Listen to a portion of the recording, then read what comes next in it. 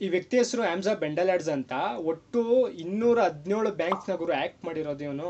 ಮತ್ತೆ ಆ ದುಡ್ಡು ಬಂದಿದ್ದು ಏನಿದೆಯಲ್ಲ ಅಂದರೆ $4,000 ಮಿಲಿಯನ್ ಅಷ್ಟು ಆ ಪರ್ಸನಲ್ ಲೈಫ್ಗೋ ಅಥವಾ ಅವ್ನ ಎಂಜಾಯ್ಮೆಂಟ್ಗೋ ಯೂಸ್ ಮಾಡ್ಕೊಂಡಿಲ್ಲ. ಈ ಬಡ ಜನರು ಆಫ್ರಿಕಾ ಮತ್ತು ಪ್ಯಾಲೆಸ್ಟೀನ್ ಜನ ಏನಿದಾರಲ್ಲ ಬಡ ಜನರಿಗೂ ಅವ್ರು ಪೂರ್ತಿ ಹಂಚ್ಬಿಟ್ಟಿದ್ದಾನೆ. ಅವ್ನು ಜಸ್ಟ್ ಇವಾಗ 6-7 ತಿಂಗಳು ಬ್ಯಾಕ್ ಅವ್ನು ಸಿಗಾಕೊಂಡು ನೇಣಿಗೆಲ್ಲ ಹಾಕಿದ್ರು.